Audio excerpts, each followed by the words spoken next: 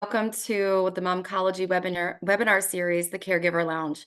We're so happy you can join us today as a step forward in your personal self-care. I'm Kat Pacente, Director of Operations and Strategic Initiatives with Momcology. I'm also the mom to Luca. He's a 16-year-old sophomore in high school and a brain cancer survivor, diagnosed as an infant. Before we get started on the webinar, and I introduce our speaker, we do have a few housekeeping notes for you. The webinar is in view-only mode. We can't see or hear you, so get as comfortable as you would like. We do welcome questions later in the program, and we may have opportunity for you to speak if you would like to do so, and we'll be welcoming your questions throughout in the chat. So if you could, if you have questions as we go, please use the dedicated Q&A box at the bottom of your screen. I am very happy to welcome Dr. Natalie Naguib as our presenter today. Dr. Naguib is a pediatric psychologist at the Cancer Center at the Children's Hospital of Philadelphia. She's worked with children and adults in addressing issues of anxiety, depression, behavioral difficulties, trauma, grief, and loss.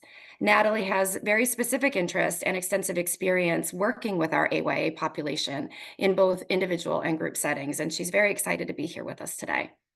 Additionally, Dr. Naguib is an ongoing contributor to the Momcology's hospital-based program, Connections, Pediatric Cancer Caregiver Support Programming. With that, welcome to the couch, Dr. Naguib. We're so happy to have you with us today. Hi, thank you so much for having me. So I am topic of this morning's talk is the impact of cancer on young adulthood and teen identity. I think a lot of this is probably really intuitive, but I just don't think we really talk about it enough because it sort of seems like we automatically consider what can be the toughest parts about having to go through cancer or have a cancer history and going through sort of teenage years and adulthood. But to really kind of break it down and think about what all is involved in this developmental stage and how it gets complicated, and how we can support them is something that isn't entirely discussed as often as it could be. So hopefully today's talk will help a little bit with that. So adolescence and young adulthood are already stacked with lots of changes and developmental tasks.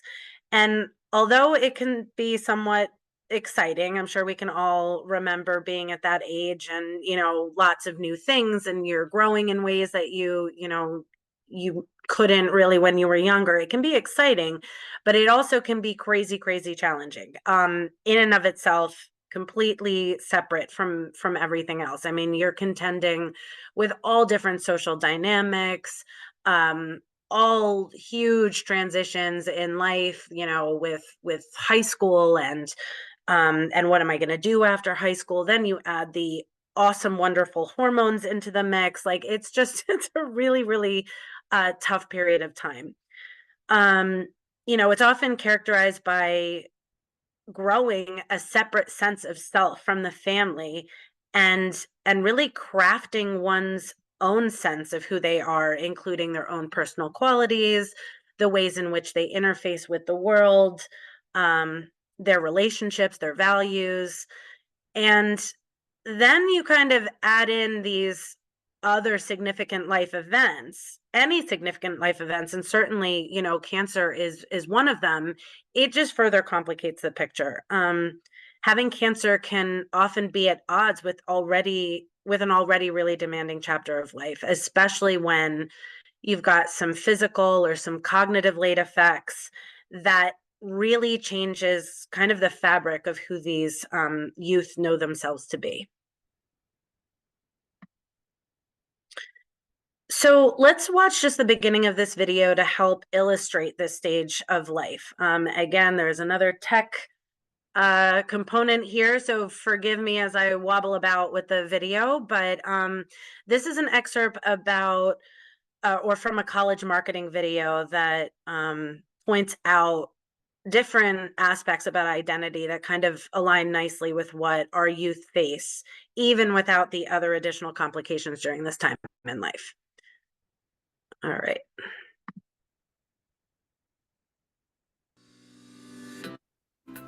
Who am I? What do I want to be? Where is my life headed, and in what direction do I think it should go? These are the questions that every student has to answer as soon as they take their first steps on campus. In fact, according to renowned psychologist Erik Erikson, adolescence ought to be marked by what many might call a crisis of identity, an ambiguous period of questioning, reflection, and exploration through which an individual develops a strong sense of self, defines their own unique goals and values, and carves out a clear individual path in life. As even ancient Greek philosophers knew, one's identity is arguably the most important aspect of human development. Having that strong sense of who one is in comparison to those around them is how one is able to continuously thrive and push onward in life. It's what allows a person to derive meaning and purpose, what enables them to stay on course and persevere even during times when adaptation, adjustment, and changes are requisite, offering a foundation for a person to lean on when certain aspects of their life become shaky, unstable, or uncertain. The idea of identity was really captured quite nice in this one excerpt from the video. An ambiguous period of questioning, reflection, and exploration through which an individual develops a strong sense of self, defines their unique goals and values, and carves out a clear path, a clear and individual path. Now, how clear an individual anybody really lands in life is something to certainly be debated, but I think the idea here is that this period of life is really about putting yourself out there, testing different experiences, being exposed to all kinds of different things, and through that trial and error and learning, really developing, this is where I fit, this is where I fit a little bit less, these are what my strengths are and my weaknesses. All of that starts to come together to really be able to start to get a sense of who you are. And a lot of our adolescents, even before they've gone through, have already started, even in their preteen years, to put a lot of this together for themselves. So when it gets disrupted or restricted, which we'll get into a little bit later, it really starts to make this chapter of life that much harder and frustrating. So you might have heard things like identity allows for meaning and purpose and allows our youth to stay on course. And probably the biggest one is the piece about offering a foundation to lean on with certain aspects of life become challenging. So when you think of yourselves as, more well-established adults and a crisis hits, you've got that foundation usually already, at least we'll say mostly established, so that there is that groundwork to keep that sense of stability. Now, imagine for a teenager in the middle of kind of constructing that foundation, this happens, and they don't necessarily have that solid ground beneath them. So obviously all of this sounds pretty critical to the well-being of our adolescents and our young adults. So how much harder does it become for our youth that have cancer during this part of their story?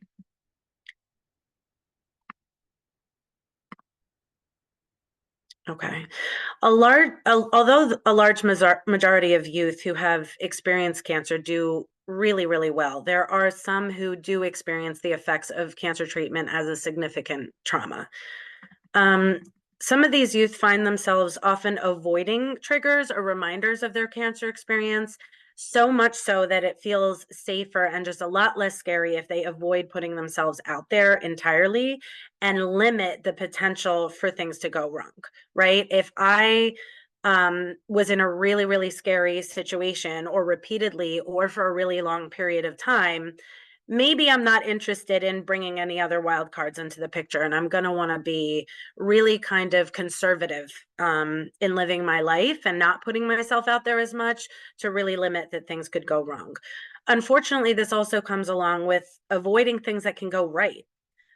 These youth sometimes even feel as though they have a foreshortened future, even if the entire medical team and their whole support system might be telling them, we're on track, we're doing okay, things are going to be fine.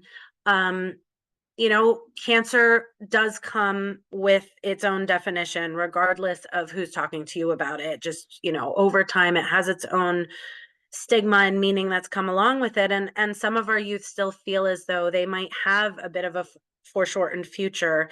And as a result, they might short themselves in not exploring who they are and what they might have in store for their future. Just kind of feeling like, well, nothing's guaranteed anymore. So I might as well just kind of stay in my lane and not necessarily make plans for my future or try new things.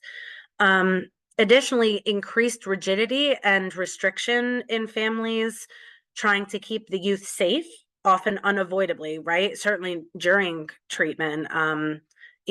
We can't go do this, that's not safe, don't expose yourself to that, that's not a good idea.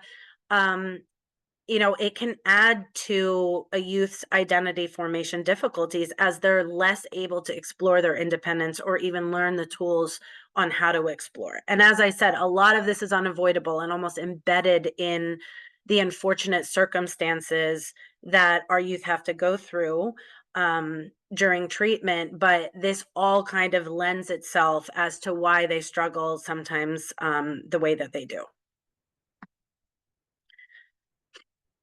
The combination of missing these more typical youthful experiences with the avoidance that anxiety also brings into the mix, these youth are often left with an experiential debt that can sometimes interfere with developing a healthy identity. Additionally, the possible presence of new problems that weren't there before cancer only confounds the issue, right?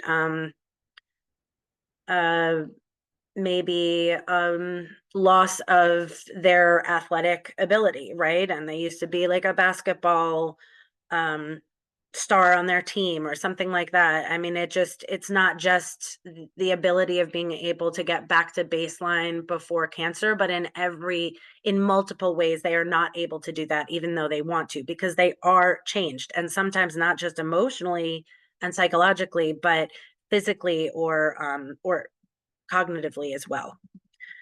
When cancer changes a youth's appearance or the way their body operates, the way in which they think or feel or behave, or the way that they even connect with others, they can often find themselves contending with the grief of losing themselves. And then to make it even harder, they're tasked with the uncharted waters of incorporating their cancer history into a brand new identity.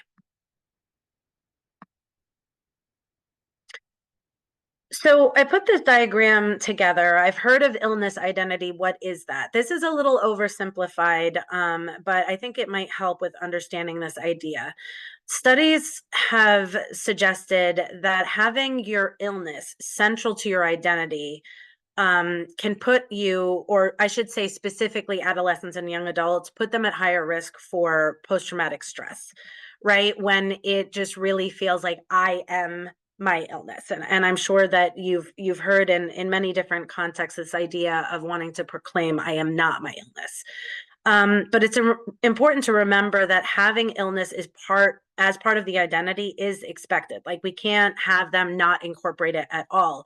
And in fact, some incorporation can help with acceptance and can ultimately lead to what we call post-traumatic growth. We'll get into that a little bit later too. My favorite line in psychology is, but it's not that simple. So even in this case, our youth can often have a really good helping of both traumatic stress and growth from this significant life experience, and the two are not mutually exclusive.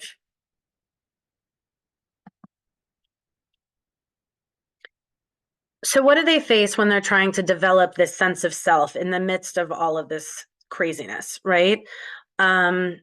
Changes to appearance, body, the way that they think, feel, process things, that can be really hard amidst all these changes and all of this is so unfamiliar to them, and even their own self, the person they look at in the mirror, becomes unfamiliar to them. And then they might start to idolize this memory of who they were before cancer. I remember what my hair used to be like. I remember what my body used to be like. I remember like how good I was at this, or, it can be really, really terrible to have all of that taken from you. Navigation of being the kid with cancer in our society, right? Struggling to have a say in how the world sees them, their story. Sometimes that becomes incredibly difficult when they are outwardly presenting their diagnosis, right? If they have some very physical, big physical change or loss of their hair, they don't really get a say at that point, to keep it to themselves or share it when they're ready. And that can be really disempowering. Also interruptions and changes to social normalcy. Changes to them feeling like they belong and their peer connections can be really devastating. And our youth can often end up feeling disconnected and discouraged in their less than ideal reception with peers when they try to reintegrate and like maybe go back to school after a while, or try to reconnect with friends after all this time has kind of passed. And maybe they've even gotten past the challenges of like, how do I talk about what happened to me or where I've been? But a lot of times it just kind of feels like everything went on without them, and then it's difficult to kind of jump back in. When they've got all this going on, they can't go out and bond with their friends as much as they used to, and oftentimes they can't even engage in the same activities they used to do to be able to connect with their friends. So, it certainly is not the experience of, it's not the experience of all of our youth, but often they can feel as though everyone and everything has and continues to move on without them. And then even when it's in the rearview mirror, it can be really challenging to figure out how to reintegrate, everything together.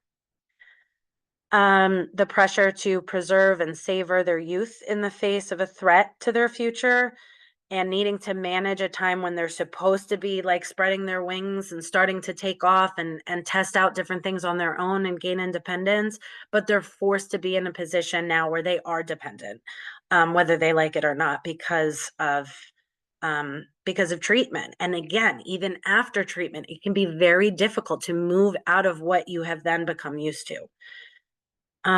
Wrestling with external versus internal locus of control. What that means is, it can be really hard when they feel as though they've lost all control. Everything is coming from the outside. There's nothing they can do about it. And that really starts to create a helpless feeling. Or if they can start through various different things, develop an internal locus of control where they will find their areas of control and strength, and that's what helps them get through. The challenge of how to integrate the role of illness into their identity, whether, do I hide it? Do I feel the inclination to showcase it? Do I fight against it? Do I disprove it? And it's constantly changing, minute to minute, hour to hour, day to day, month to month. And even without illness, cancer being part of the picture, that is the experience of an adolescent. It is really, really a hard time in life, contending with a number of variables that are already in flux constantly. Add this into it, and it's just ever changing and developing with time, with relationships, with their experience, their age, maturity, all of it. So this snippet of the video just kind of illustrates a lot of what I've been just reviewing.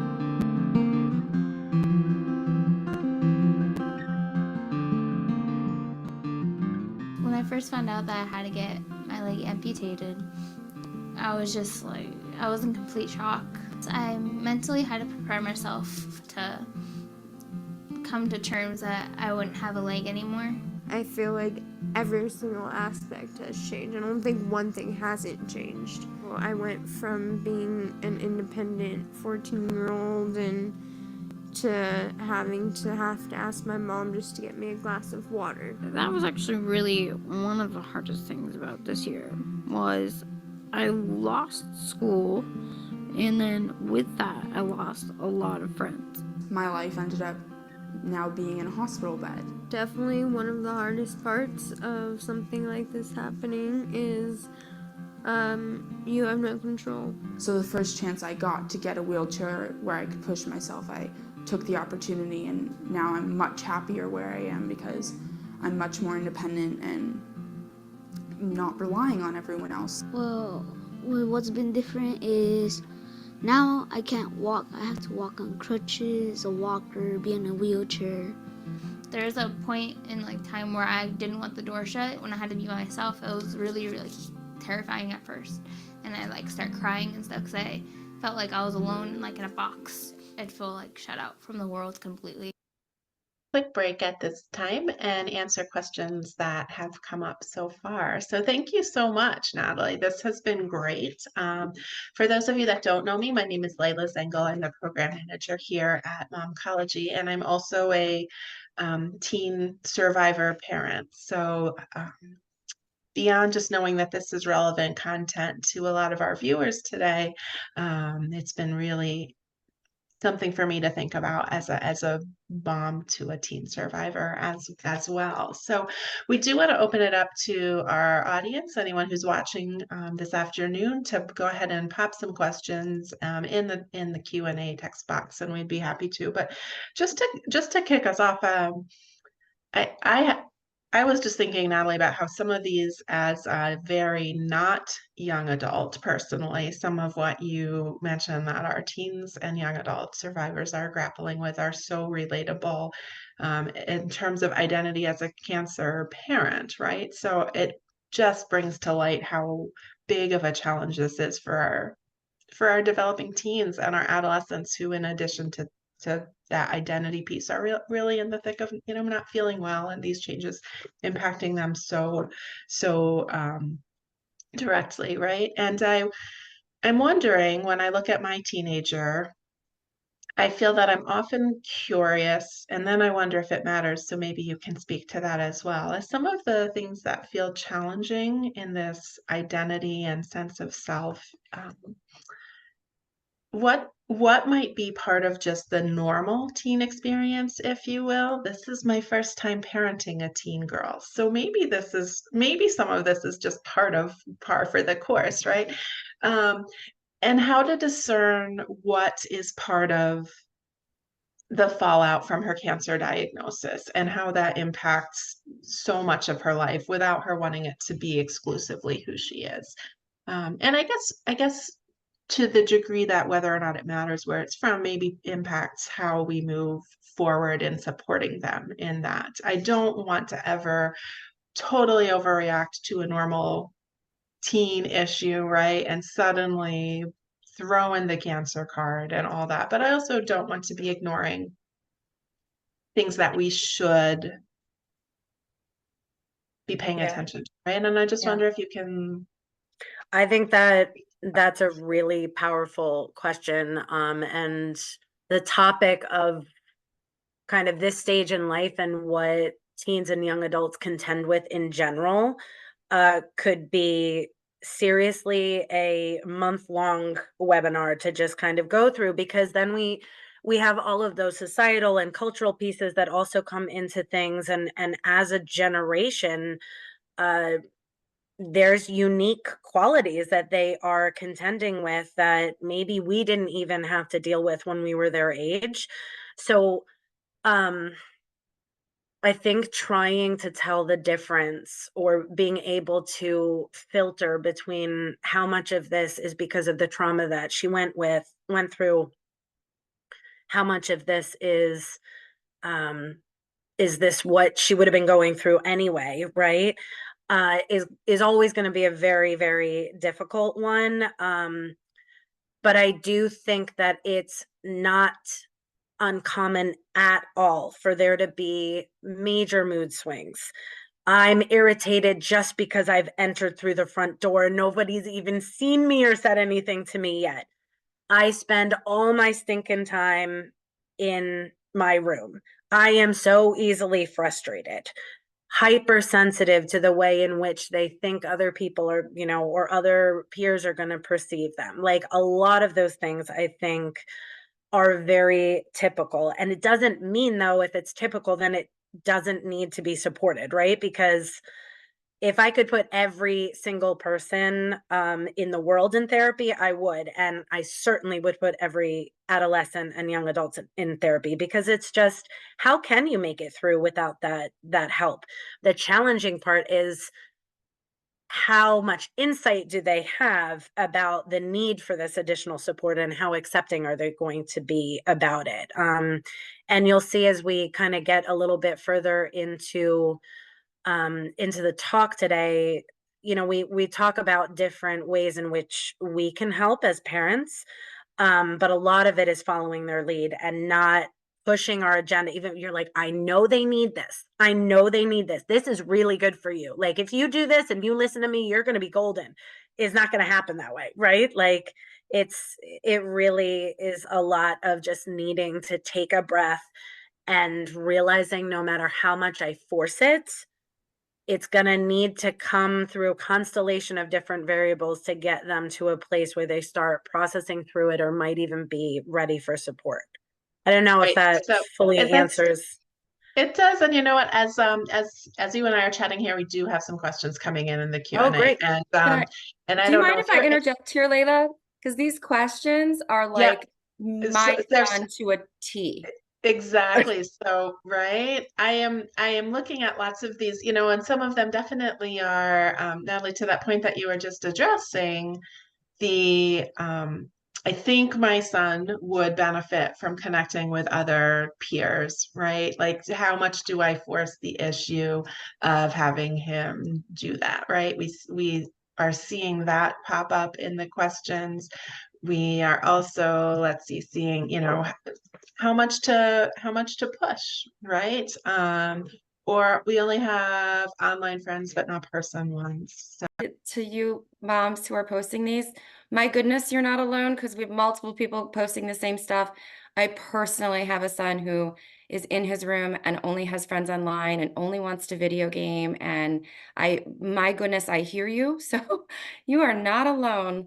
This is a 20-year-old, 12 at diagnosis, relapsed twice, and is only has friends online rather. Has tried some different things, First Descent, that type of thing, but he just doesn't want to associate with cancer groups, doesn't want to deal with it. So how can you encourage and help, a child at that age who is just not ready to face that part of their life and really deal with the fallout from it? You will see later on, I'm going to talk about the importance of meeting them where they are, and following their lead, which can be incredibly difficult when you feel like they're headed in entirely the wrong direction. Or when you know that what their pattern is, or their anxiety is holding them in a place that's not adaptive and is not going to be helpful for them, but you at the same time can't force them to do it. So I think when they might be kind of denying the cancer experience to some extent and needing to put that wall up. I don't want to talk about cancer. I don't want to see clinic or any reminders of cancer. I do not want to be friends with a cancer kid. Some of them are like, this is absurd. Like, that's the last thing I want to do. I want to feel back to normal, and I want to package this up and put it in the back of my closet. And that's going to help me move forward even easier. And it's also going to help me breathe easier. I think we need to be able to wait for those moments where they might open or crack that window for you to be able, or that door to be able to step in and have a conversation about it, and not leading with, I'm really worried about you. These things are not healthy. This isn't great. But almost imagining where they're coming from and why these things are hard, putting words to that so that they don't have to necessarily express it. It's a very rare thing when you have a super verbal, expressive teen or young adult, for that matter, in your house, and saying, like, I feel like you don't know how to get back in life the way that you did before. And I know that it's common, and I know that a lot of people would obviously struggle. I would struggle too if I had to manage that. But I promise you, there is a way through this where it's not going to feel like you're drowning, or it's not going to feel like you want to rip the house down, or you can't breathe. And we can slowly start to talk about this from time to time if you're okay with it, even before, the need to make any changes. Let's just have a dialogue about it. And if you'd be okay with that, then we can put off all the other stuff for now. Just help me understand like what this is about for you. And I get into it on another slide also, but this idea of being able to also be very mindful of your timing and your pacing. Hear what your follow-up was going to be, what you were telling us about timing The and pacing, pacing of right? having Yeah. these hard conversations. So you really, every kid is different, and it's not going to be a one size fits all, which I can imagine is part of the frustration, right? You're like, I need, in order to get feedback on this, I really need to tell you the yeah buts, right? With everything that I might be suggesting, because every child, every family, it has very, different circumstances and different personality traits and different journeys through all of this. And I think you have to really find a fit that works best for your child. So if you're going in this direction of wanting to support them, and they literally line their fortress with fire, you're going to know that it's going to take some time to get there, and a lot of patience. And I think, you know trying to be patient to find those windows that you can approach them, or just plant small seeds every great once in a while. But you will never get through to a teenager or a young adult that has the door locked. It's not going to happen. They have to unlock the door for you, and it will occur. It will occur. It's just a matter of when. So when a lot of people are like, I know my kid's going through a lot, I really think therapy would be super helpful for them. I tell them, don't force the therapy thing, because if you do, when they are actually ready to utilize it and they need the help, they have now burned it in their mind, right? It's a burnt bridge. All therapists are terrible. Therapy's not helpful, because they're going to remember when they tried it before they were actually ready, if that makes any sense. Yeah, absolutely makes sense. Natalie, I am going to ask you if you can turn on your video so we can spotlight you again. So that, Okay. the highlight of everyone's screen, you should have permissions to do that. But questions, Natalie, do you think we have Yes, a little bit let's of do time that before while the I'm end? trying to now reset everything that we Okay. had going before. Yeah. We have a question here about, and I know you've talked a lot about communication and us offering some words and some patience and grace and whatnot, and try to vocalize some things for our young adults. But we do have a question here. How would you help a child going through or right after cancer treatment to better express themselves and their needs during this time so that we can better support them? My daughter seems like she's at a loss for words on how to describe what she's feeling or going through, even times when she's calm. That's actually not my question, but I feel like I could have written it. So I can't wait to hear your answer on this one.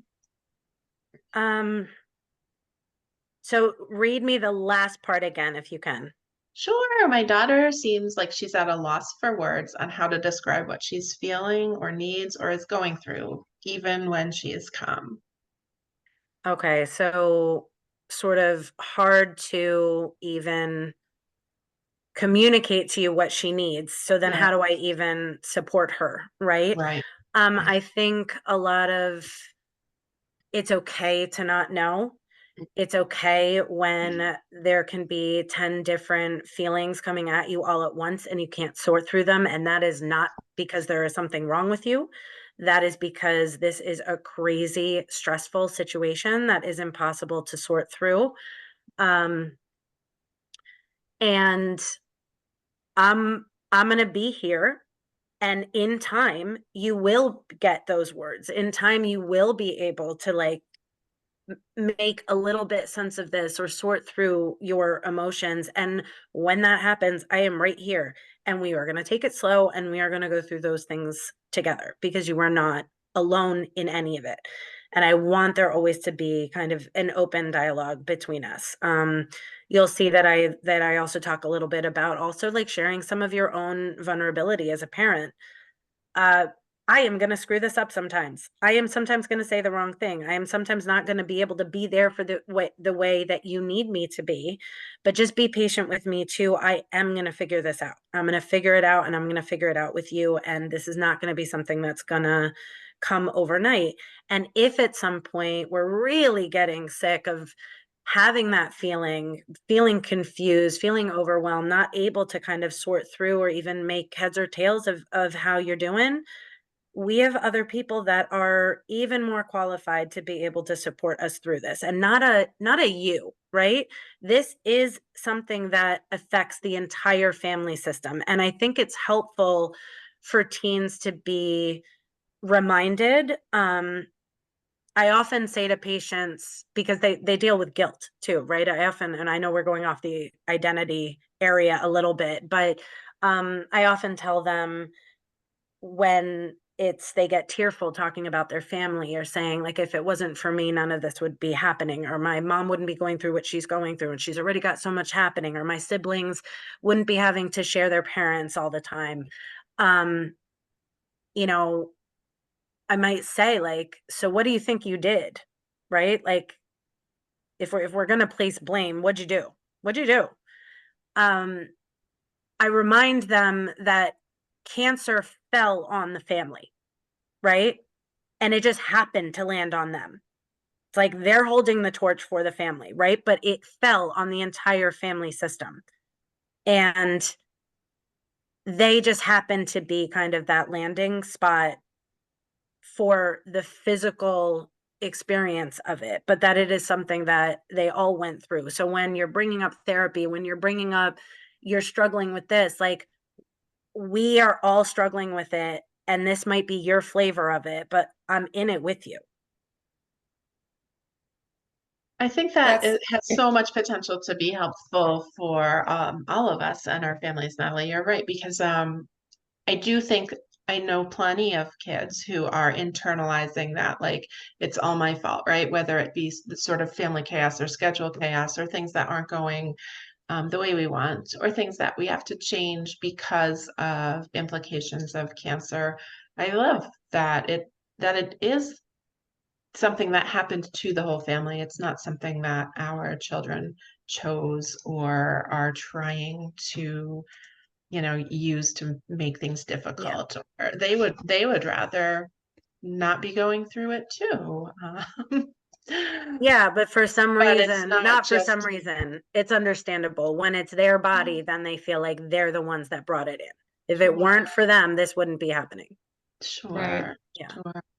I will say, Natalie, you said something that was really empowering. I thought, well, to me, you mentioned telling them that that you understand that they're having a hard time finding the words or expressing themselves, but that one day they will be able to. And Mhm. one day things will feel better. And you said it earlier when we were talking, you made the statement about kind of just banging her head against a wall, trying to get through to a teen who isn't ready to talk, and you're never going to, but one day you will.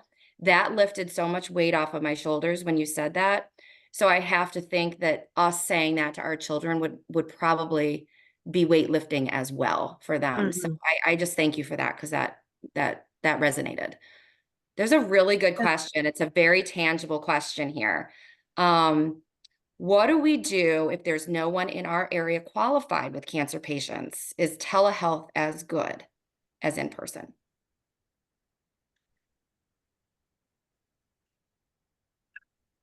Okay. For a teen or young adult, I'm going to say yes. If you can get somebody that is more qualified over, I don't even want to say qualified, they just have more of this related experience over telehealth for an adolescent or a young adult, unless they have a serious vision issue, a hearing impairment that might make, doing this digitally more challenging, a serious kind of deficit in terms of their attention to like focus on a screen. With those kinds of exceptions, I would say it would be better to connect with an individual that really works in the field over telehealth than finding kind of more generalist in person. Thanks. I don't Thank know you. if everybody would agree with me on that, but I do also want to add the additional caveat that a lot of this, even if it's not necessarily particular to cancer, there are a lot of clinicians out there that if they say they have history, they have experience with chronic illness in general, even if it's not so much embedded like an oncopsychologist, they still I think have, the training and the experience to be able to support. And then if you find someone like that in person, you get a little bit of the best of both worlds. Got it. But our youth are like all they do is media anymore. I know I was really against telehealth coming up in the field before we are where we are now. And now that I've been doing it for a number of years, it can still be incredibly helpful and powerful, even if it's over a screen. Yeah, thank you, Natalie. I do see that we have a few more questions, but I do have, I sit in the seat of luxury of having seen already the rest of your presentation, and I know that you're going to be addressing some of these things moving forward. So I would love to make sure that you have time to share everything you've prepared for us. So is it okay to Yeah. move on? And 100%. I am just not sure I'm on the right slide yet. I don't think so I am. close to where to where you wanted to be, Here we right? go. Okay. Yeah, so I think that some of the questions that remain that we haven't spoken of together yet are going to be addressed on what you have coming up. So Yeah, now that sounds you're great. back, let's continue on, and you and I can chat again, and Kat at the end if we have time remaining and there are any further questions that come up. Thank you. I just want to also take 2 seconds and point out, as a recipient of a webinar or a talk, even in person, where I can't take the speaker and sit down with them personally one-on-one and ask them exactly everything that I feel like I want to, because as it relates to my own experience, that can be really, really frustrating. So I just also want to put out there, like, we're going to do our best to really speak to some of these things. But even if you feel like you're well out of treatment or in the throes of it, you should have social workers, psychologists, child life therapists, people that you have access to that 100% can also like guide you on some of these things. Like, hopefully your psychosocial team is available for you. And I know for sure, I still meet with patients that have been off of treatment for several years. So don't feel like you're disconnected from your treatment team. They are the people that are going to be able to also ask these very specific things. And I'm going to probably say that again later. Okay. All right. So what's it like? How does it feel? I think we've already answered this even in our earlier discussion. Is it A? Is it B? Is it C, which we haven't gotten into too much yet, but a little bit more in the positive light, right? Or answer D, none, some, or all of the above.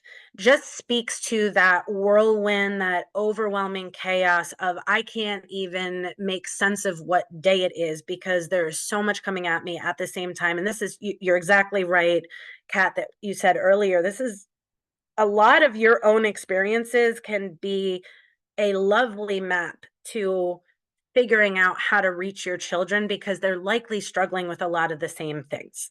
I'm sure there was a moment, many, many moments, where you've been pelted with a mix of emotions in all different directions and didn't know how to sort through it. And so a lot of times asking yourself, how did I navigate this, or what was my experience of this? And it won't exactly be yours because you're not my age, but let's talk about it anyway. Who knows? Maybe it'll help. So mood, impressions, outlook are always in flux. Sometimes it can feel impossible to sort through, ever evolving, day to day, minute to minute, phase to phase. Again, my favorite phrase, it's never that simple. I don't, you know, teens and young adults might say, I don't recognize myself anymore. And again, this could be during treatment or well off of it. I don't like who I see in the mirror. I feel like I can't do cancer right, and I shouldn't be upset because other kids are dying. I'll never feel okay again. Cancer broke who I am. Cancer stole everything from me. Or the next day, they might even feel like, but there are moments I appreciate life, I think, more than I used to. I went through it. You know what? Maybe because somebody else didn't have to. Would you believe it? I had, and this wasn't even a teen or young adult, this was a 10-year-old that told me that. Maybe the reason that all this is happening so that another kid in my situation who maybe couldn't handle it wouldn't get it. And I'm so much stronger and never knew I could handle something like that. A lot of times, like when we talk about it, once it's more in the rear view, that can also come up at the same time of feeling like I wish this never happened. So again, it's never an either or. It's never that simple. So, like we were talking about before, how can we help? Follow their lead. Try to give them control wherever you can, despite your own anxiety, which we'll talk a little bit about. And really try to avoid that incredibly strong impulse to fix or rescue, right? As caregivers, that is ingrained in us. Like that's just, of course, that's what we do. But when you've got a teenager or a young adult going through this really difficult phase of life in general, like I said, even aside from the cancer piece, it just might be something that you can't fix, you can't protect them from, you cannot rescue them from, and you have to just be with them. Try to maintain that relationship that you have with them because that's going to be your greatest asset and your greatest tool. And over time, when they've been able to do some of the construction and the sorting themselves, they will be better able to access their supports, including their caregivers.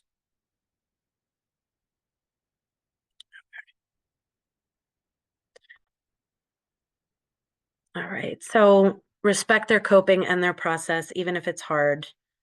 Oh, this is another one. Even when you're really trying to help them, sometimes, at this stage in life, it can feel like, oh, great, just point out something else that I'm feeling at.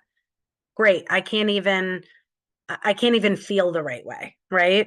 I can't even socialize the right way. A lot of times it just even gets twisted and you're like, where did you even get that from? Right.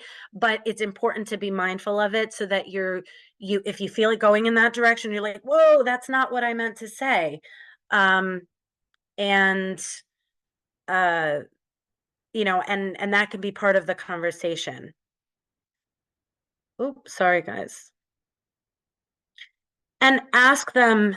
And again, if the answer is, I don't know, that's okay. But ask them about the role that they want you to play. How should I approach you when you're in that space? Like, what is it that you find has been helpful for you? If it's time and alone and whatever, you and your music in your room, gotcha. Like, tell me how long. Or is there a time where maybe that's going to turn into now you're spinning in your head about all your depressed thoughts, so now it's too much time, right? Like try to have those conversations. We talked about pace and timing, and again, this really difficult attempt to be patient when you know your child is struggling. Today, give me 1 second. So this is sometimes I hear a lot from parents, okay, like just if you can write down how that can be said, right? You never want to be scripted when you're talking to anybody, but these are just kind of some examples. Back to, again, this core theme of identity. Ask them how they feel others see them, right? now that they've had cancer or that they currently have cancer? Like, how do you think other people see you? How would you want them to be able to see you if you could wave your magic wand? 9 times out of 10, I want them to see me for me. I'm still the same person.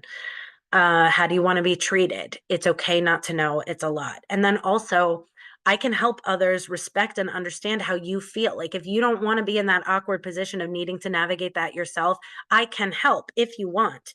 And remind them that lots of kids going through this, they do worry about being pitied, or a lot of them don't like being called a hero or being strong.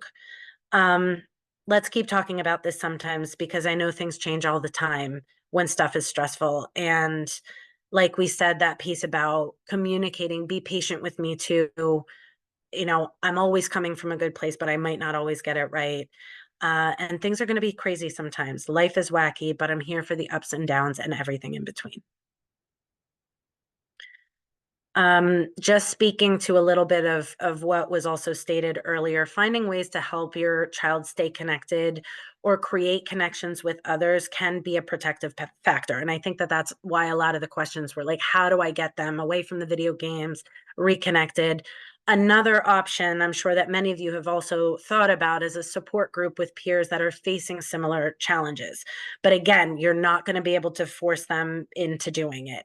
It's going to be a process with you and your healthcare team, hopefully the psychosocial members of that team, to kind of work their magic a little bit to at least communicate to these guys that try it. You never have to commit. You're not signing, a T-Mobile contract where you're locked in for 2 years.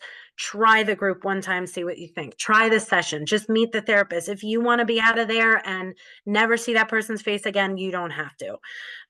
Sometimes that's an important reminder for these guys.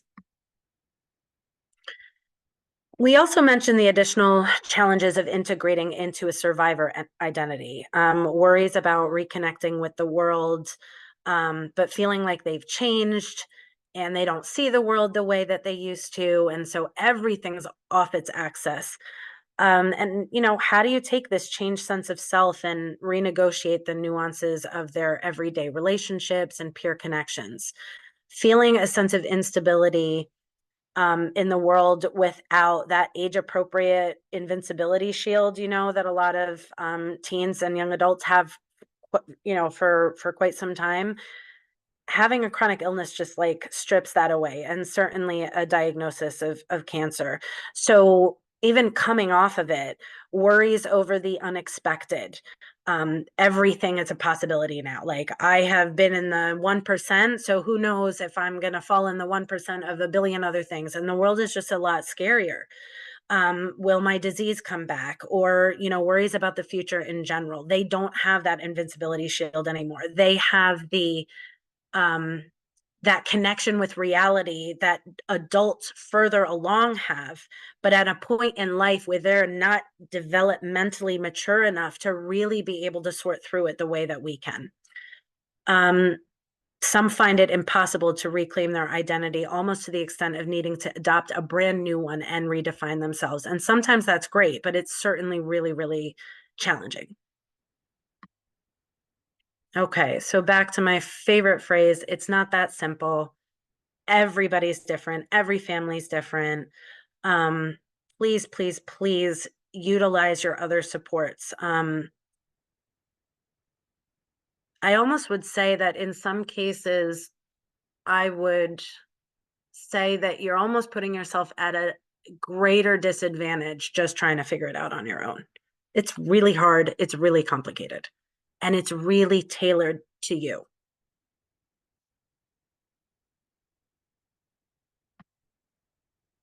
Okay. Any positive impact?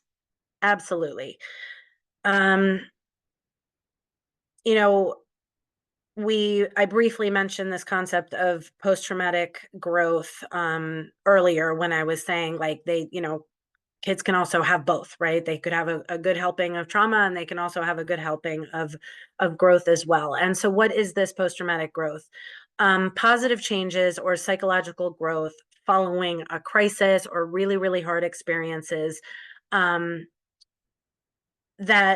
might look like improved relationships, a different kind of appreciation for life, a shift in values in a meaningful way, and their personal outlook on life or personal philosophy.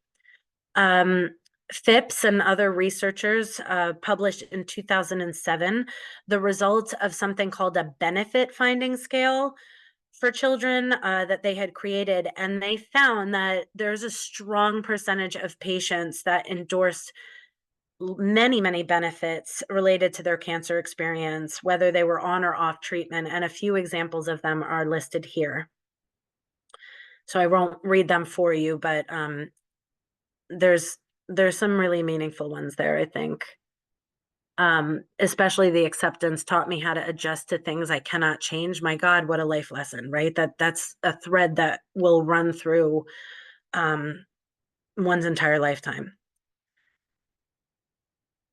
So it's important here to remind everybody that there's lots of services and resources to support people in moving towards healing and post-traumatic growth. So even if it's not like, oh my goodness, they're super traumatized, they're in a major depressive episode, they're having panic attacks, they're taking meds, even if it's not seemingly that critical or that acute, there are lots of supports and resources to help these kids get to a place, or these young adults get to a place where they're really finding, meaning in all that they had to go through. But again, it's when they're ready. Helping to reclaim a sense of control and being able to get to a place that where they can write their own story from a shifted perspective can be really empowering. Okay, so that's all I have. I wanted to see if there were, anything else kind of coming from our participants, but also wanted to kind of put out there that if you felt empowered to do so in the Q&A, please also take some time to reflect on your own experience as a caregiver, or your family, or the child or children that you are coming to this talk to learn more about, and maybe try to think about ways in which there may have been these moments of post-traumatic growth that you may have even noticed in your own experience. Yeah. Thank you so much, Natalie. That was so relatable and helpful, and we just really appreciate your time to share with us today. We do have a few more questions that are coming in that I want to bring up. And the questions about how does it impact the children when we have a hard time saying no? Like, what's the line of normal parenting and learning, to say no sometimes when you're feeling bad for your child who has cancer? And I'm sure all of us probably struggled with that. I know that I did, Layla. I know we've had conversations about this, Had and this conversation on Caregiver Lounges before, so all maybe the some of you. time. So Natalie, we would love for you to turn your camera back on and tell us, give us another take. How do we say no? It's so hard, right? It's so hard. But how do we decide what to say no to? And then once we figured out what's a no, how do we deliver that? Okay, so that one's a little complicated, and apologies again. I'm not going to open the Q&A myself because it keeps kicking me out. It's tough because you can't go from one rhythm that a person is used to for the longest time and then kind of just suddenly change it. And that's, I think, part of the reason that we do a lot of work with families going through treatment to always try to stress, keep your limits the same. Try to keep everything in terms of your expectations with parenting and caregiving the same, even though there's a host of guilt. Like I can't say no. I can't set these boundaries. Like not right now. They're going through so much. I just need to see a smile on their face. I think, slowly, if it's not something that they've been used to in terms of the consistency with being told that, sometimes it's going to be yes and sometimes it's going to be no, then that's going to need to be like a really slow progression. But if it's, we've always had these limits set and we've always had this kind of structure, and now my kid is just starting to test those limits and come off the rails, you have to get back to just, these are my expectations. This is how it's always been. And I'm always happy to talk about it more, but I promise you there is a reason you think I am being impossible. Like I am not just trying to make your life difficult. Thank you. Our last questions, and I know we're coming up short on time, but I wonder if you might have at least a quick answer for us, is reintegrating into school life, what feels like the real world after a cancer diagnosis. I can totally relate to this one. We have a question from a mom who um, does, of course, doesn't want therapy, which I think we are all familiar with that pushback, but also wanting to keep that cancer a secret. And I know I can relate to that too. And my child, my survivor, changed schools because it was, she aged out, she went to a new high school and kept everything a secret. And something I heard you say earlier, Natalie, really resonated with me, that they want their friends to just think they're real people and who they are again. And it came out that my daughter was willing to share her diagnosis with friends once she got to know them and they knew she was a real person. And in her words, how to talk to them and just treat me like a normal kid, right? It was really that piece of not wanting that's the cancer kid to be the first thing you know about Yeah. her, have that impact how you relate to them. But I do think that's a common struggle. And I wonder if you might be able to speak to, how do we get back into. I don't want to say that it's automatically not a good thing to not share it, right? Like we talked about having a say in their story. And if right now they don't want that to be part of their story, it doesn't need to be. I think if they feel as though, or you notice as they're talking about their friendships, that it seems like they're not connecting the way that they could be, or um, you might see your child complaining, well, they just don't get it. And if they got it, then they would understand. And that, you hear things like that. It might be more, okay, if you don't want to talk to your friends about it, or you don't want to let people know that this was part of your life, that's fine. But if you find that you start to want to, or you find that that starts to create some kind of rift in your, in your ability to connect with your friends, then let's talk about how to navigate that. And a lot of times when I have like teens or young adults in therapy, I really do tell them, they're like, it's so weird. They talk to me weird. They like look at me weird. And I know they're just trying to be careful because they don't want to say the wrong thing. Or I've heard kids say that they're really big on their trauma jokes. These are all terms that I never even knew what these things were. And just kind of trying to find their way through when it comes to this difficult topic with their peers. But I've often had to tell them, listen, this might need to be something you actually overtly say to them in a conversation. I don't want you to feel weird. Like, I'm fine. I'm still me. Don't worry about those things. But it's tough when you don't have friends that are quite that close to have those conversations. But they'll get there. Yeah. We'll all get there, right? Layla's putting some notes in the chat. We have some upcoming events. We do have a coffee break April 27th.